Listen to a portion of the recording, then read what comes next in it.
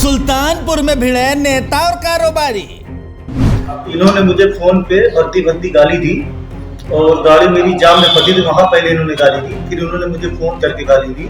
इन्होंने मुझे कॉल किया, मैंने रिसीव किया और रिसीव करने के बाद इनका लहजा जो था वो मैं समझ गया कि ये भाई साहब लड़ाई करने के ही मूड में बात कर रहे हैं। तो मैंने इनको शुरू में तो इग्नोर किया। पहले घुर्राए, फिर गरियाए, बाद में गिड़गिड़ाए। करत रात रहती हम तो सब यार। अरे चलिए जाने दीजिए जो हो गया। हमने कहा चलिए बड़े भाई से बात कर ले सुबेरे सुबेरे। घर के आज होना तुम भाई। तौबा तौबा, उफ ये शराब क्या क्या न कराए। जिला पंचायत सदस्य हैं, जिम्मेदार हैं मोहम्मद आसिफ, और ये दारू पी के हमारे ढाबे पर गए, हमारे भाई को गाली दिए। एक रात में ही दबंगई हुई खत्म। बड़े भाई यहाँ पिटाई कीजिए, ठीक है, लेकिन इंशाल्लाह आगे से शिकायत नहीं मिलेगी किसी भी चीज की, इस चीज की भी जिसके लिए हम डांट रहे हैं। खाल में आ गए घुसकर धमकी देने वाले। बस कुछ गलतफहमियां हो गई थी हम दोनों के बीच, उसकी वजह से कुछ विवाद हो गया था। बस उसी को खत्म करने के लिए, उन गलतफहमियों को दूर करने के लिए और ये विवाद खत्म करने के लिए जिला पंचायत सदस्य ने मानी अपनी गलती। बड़े भाई यहाँ पिटाई कीजिए, ठीक है, लेकिन इंशाल्लाह आगे से शिकायत नहीं मिलेगी किसी भी चीज की, इस चीज की भी जिसके लिए हम डांट रहे हैं। एक शख्स ने पलट दिया पूरा खेला। दोनों मेरे छोटे भाई हैं, तो आपस में बात नहीं बढ़नी चाहिए, है ना, और मिसअंडरस्टैंडिंग हो गई। सुल्तानपुर जिले में पिछले कुछ दिनों से दो लोगों का विवाद चर्चा का विषय बना हुआ था। इन दोनों के बीच पंगा क्या हुआ, मानो कई लोगों को टाइम पास का मुद्दा ही मिल गया। मामूली कहा सुनी से शुरू हुआ मामला दबंगई, गाली गलौज और फिर जान से मारने धमकियों तक जा पहुंचा। जिला पंचायत सदस्य ने अपना रसूख और ऊंचा कॉलर दिखाते हुए ढाबा मालिक को ऐसे लफ्जों से नवाजा जिसे सुनकर उनके भी होश फांकता हो गए। मतलब आली जनाब नेताजी आसिफ खान साहब ने खुर्रम को उन सारे लफ्जी खिताबों से नवाजा जिसके बारे में ढाबा मालिक के फरिश्तों ने भी ना सोचा होगा। हेलो हेलो, हाँ कौन बोल रहा भैया? कौन? हेलो कौन बोल रहा भैया? मुस्कान ढाबा बोल रहे हैं आप? कौन बोल रहे हैं आप? अरे आप मुस्कान ढाबा बोल रहे हैं? हाँ। कहाँ पे हो? वहीं पे है। अब कितने बजे रंबाज हो गए तुम? किसी गाली दो के तुम? गाली यार वो दिया है, तुम कौन बोल रहे हो? मैं तुम्हारी तुम्हारी जितनी होगा तुम्हारी कितने रंबाज हो और तुम्हारे ढाबे पहुँचा आओ, देख रहे तुम्हारी कितने गुंडे आओ। आओ बताइए, रुक जाओ। आओ आ रहा है, घर आऊँ। आ रहे हैं। हाँ पहुँच जल्दी। इरफान भाई से बोलते हमसे बात कर ले। इरफान भाई तुमको बचा सकते हैं, बस ये मानते चल। इरफान भाई के अलावा कोई नहीं बचा पाएगा तुम्हें। आराम से बैठा हुआ बताइए, बैठा रहा तू। तुम्हारे ढाबे बैठा हूँ, तुम्हारी उठा तो आप आया तो तू नहीं पहुँच पाया, तेरे ढाबे पर बैठा हूँ। वहाँ पहले इन्होंने गाली दी, फिर उन्होंने मुझे फोन करके गाली दी, फिर ये मेरे ढाबे पे आ गए, वहाँ गंदी गंदी भद्दी भद्दी गाली देने लगे। सुल्तानपुर जिले में पिछले कई दिनों से इस कॉल रिकॉर्डिंग ने हाहाकार मचा रखा है। ऐसा इल्जाम है कि गाली देने वाले आली जनाब कोई और नहीं बल्कि सुल्तानपुर के जिला पंचायत सदस्य मोहम्मद आसिफ खान है, और जिनकी शान में गालियों भरे कसीदे पढ़े जा रहे हैं उनका नाम है खुर्रम। खुर्रम मियाँ सुल्तानपुर के मशहूर मुस्कान ढाबे के मालिक हैं। खुर्रम रोजाना सैकड़ों मुसाफिरों को लजीज खाना खिलाते हैं, लेकिन एक रात उन्हें खुद गालियां खानी पड़ गई जिसे वो हजम न कर सके, और उसका रिएक्शन क्या हुआ ये हम आपको आगे बताएंगे। लेकिन उससे पहले समझिए कि ये मामला शुरू कहाँ से हुआ। दरअसल किसी शादी समारोह में मुस्कान ढाबे के मालिक मुख्तार मियाँ खुर्रम और जिला पंचायत सदस्य आली जनाब आसिफ खान दोनों ही शामिल हुए थे। आसिफ की माने तो जब वो साजिश बाहर निकले तो खुर्रम की गाड़ी बेतरतीब अंदाज में सड़क पर खड़ी थी, जिसकी वजह से बाकी गाड़ियों को निकलने में दिक्कतें हो रही थी।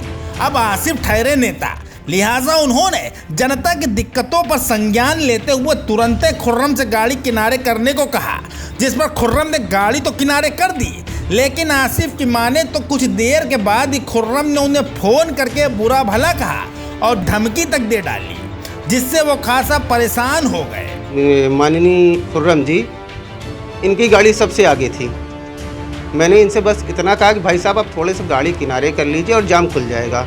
जैसा कि इन्होंने किया भी, गाड़ी इन्होंने किनारे कर ली और जाम खुल गया, चले गए लोग। लेकिन उसके 1 घंटे के पश्चात इन्होंने मुझे 4-5 बार कॉल किया।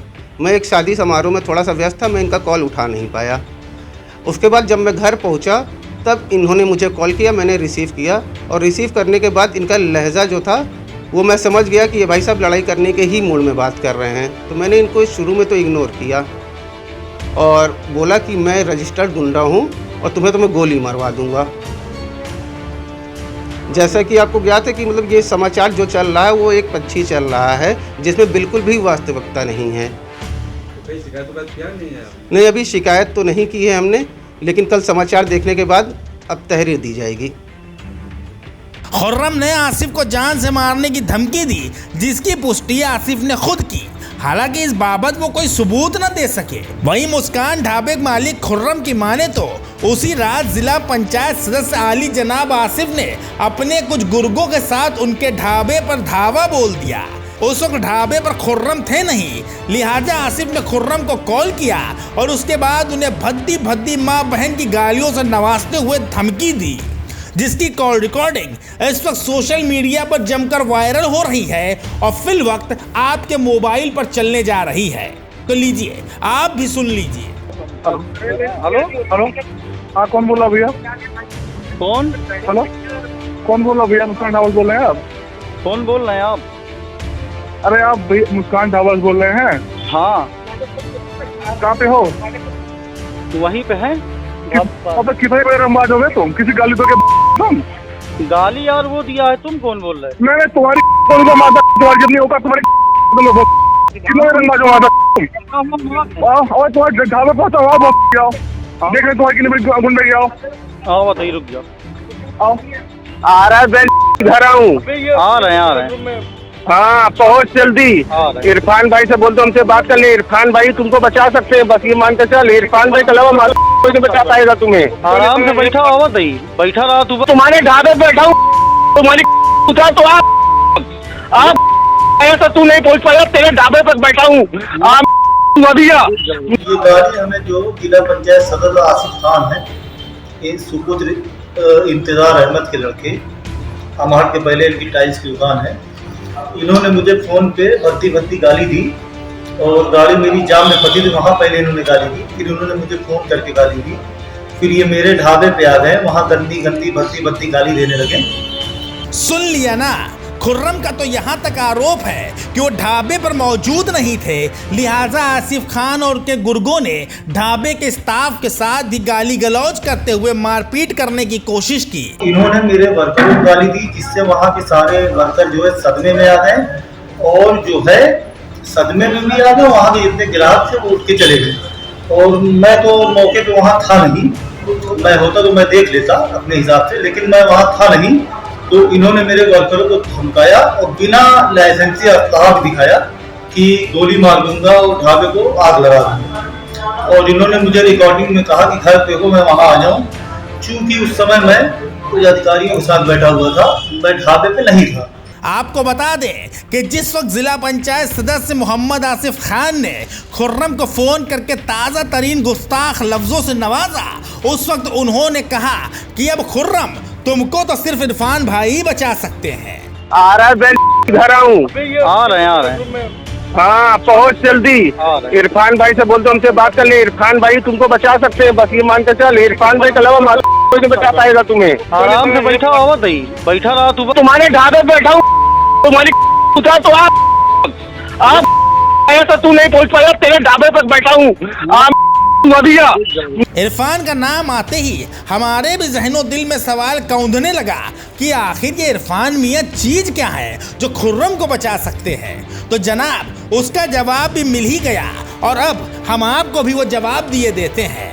इरफान मियाँ जनाब खुर्रम साहिब के बड़े भाई हैं, जिन्होंने एक वीडियो बनाकर अगले दिन खुद वायरल कर दिया।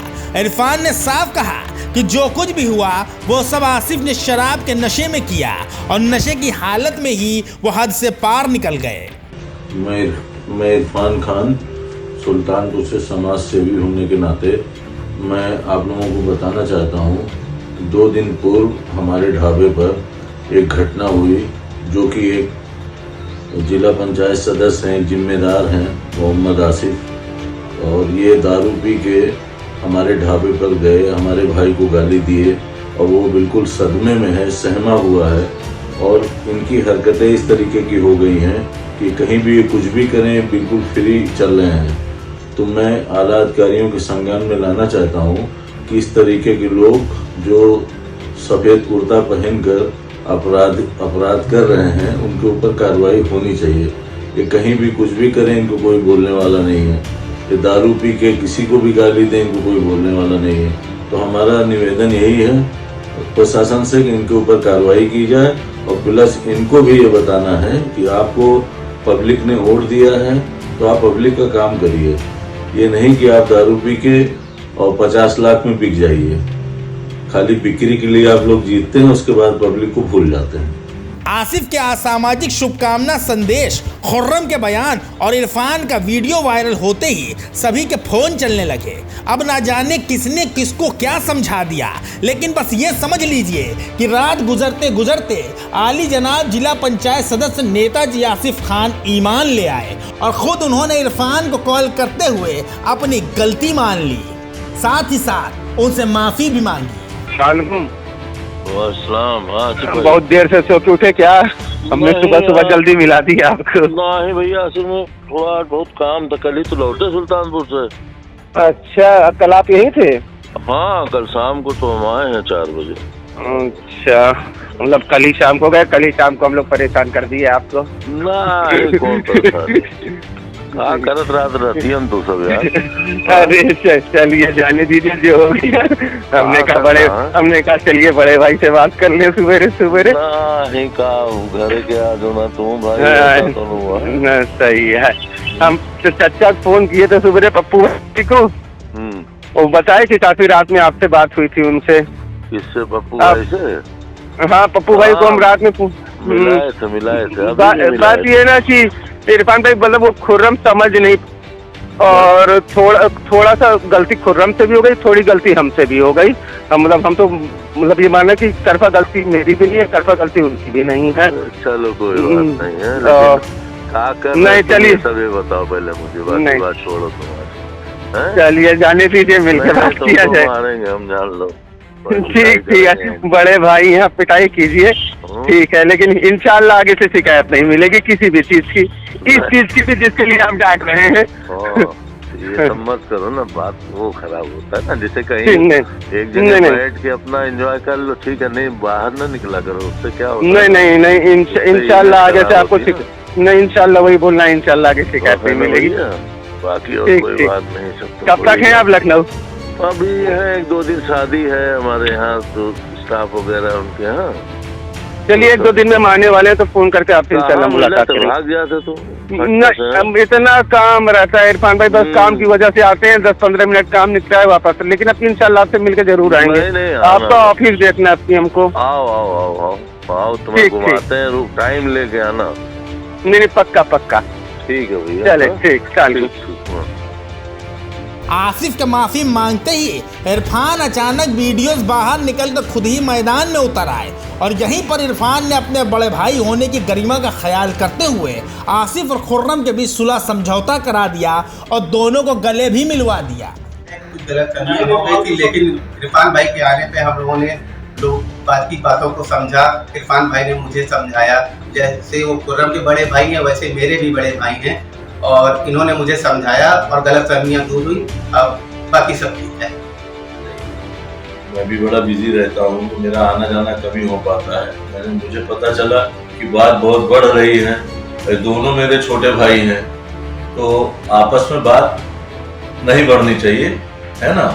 और ये मिसअंडरस्टैंडिंग हो गई, कोई गाड़ी घोड़े को लेकर मिसअंडरस्टैंडिंग हो गई, तो इनके मन में जो आया बोले, इनके मन में जो आया बोले। तो मेरा फर्ज यही बनता है, बड़े होने के नाते कोई आपस में बात नहीं है और कोई नशा पत्ती या इस तरीके की कोई बात नहीं, कोई नशा पत्ती नहीं कर, गुस्से में सब बोला गया है, कोई ऐसी बात नहीं है। और मैं यही चाहूंगा कि आपस में सारे लोग मिलजुल के मोहब्बत से रहे। बड़े होने का जो मेरा फर्ज है मैं वो निभा रहा हूँ और मैं निभाता रहूँ। मामला हुआ है, बड़े भाई की बात करने पर जो भी मिसअंडरस्टैंडिंग हुई है तो हम उसको ख़त्म करते हैं भाई के कहने पे, जो भी गलतियाँ जिससे हुई। बस कुछ गलतफहमियां हो गई थी हम दोनों के बीच, उसकी वजह से कुछ विवाद हो गया था। बस उसी को खत्म करने के लिए, उन गलतफहमियों को दूर करने के लिए और ये विवाद खत्म करने के लिए हम लोगों की बात है नहीं, हम दोनों ने सुलह समझौता हो गया है और जैसी दोस्ती हमारे लोग पहले से थी इंशाल्लाह।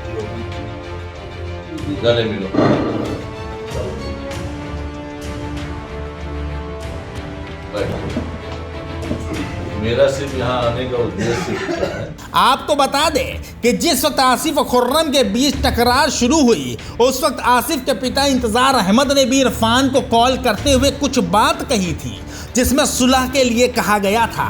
वो कॉल रिकॉर्डिंग भी न्यूज़ टाइम नेशन के पास मौजूद है, लेकिन उसे प्रसारित करना हमारे उसूलों के खिलाफ है, लिहाजा हम उसे आपको सुना नहीं सकते। लेकिन आप ये समझ लीजिए कि उस सुलह में आसिफ के पिता का बहुत अहम रोल है। आपको बता दें कि जिस वक्त खुर्रम और आसिफ के बीच विवाद की खबरें मीडिया जगत में चलना शुरू हुई तो जिला पंचायत सदस्य ने पत्रकारों पर एक तरफा खबरें चलाने का इल्ज़ाम तक लगा दिया। जैसा कि आपको ज्ञात होगा कि मेरे बारे में कुछ भ्रामक समाचार इस टाइम चलाया जा रहा है जिसमें बिल्कुल भी सत्यता नहीं। जैसा कि आपको ज्ञात है कि मतलब ये समाचार जो चल रहा है वो एक पक्षी चल रहा है जिसमें बिल्कुल भी वास्तविकता नहीं है। नहीं, अभी शिकायत तो नहीं की है हमने, लेकिन कल समाचार देखने के बाद अब तहरीर दी जाएगी। जिला पंचायत सदस्य आसिफ ने बयान तो दे दिया, लेकिन अब उन्हें भी कहीं ना कहीं लगने लगा था कि बयाना गलत ना हो जाए। आसिफ एक मंझे हुए सियासतदान है, लिहाजा वक्त रहते हुए उन्होंने अपने शब्दों को वापस ले लिया और पत्रकारों से माफ़ी मांग ली, जिसके बाद ये मामला शांत हुआ। वरना ये कहना गलत नहीं होगा कि नेताजी पत्रकारों की भी अदावत ले बैठते। कि मैंने किसी भी पत्रकार बंधु के बारे में कुछ भी कहा हो तो ऐसे मेरी तरफ से कोई भी बात नहीं है, और कोई पत्रकार बंधु अगर मेरी बात से आहत हुआ है तो मैं उससे माफी।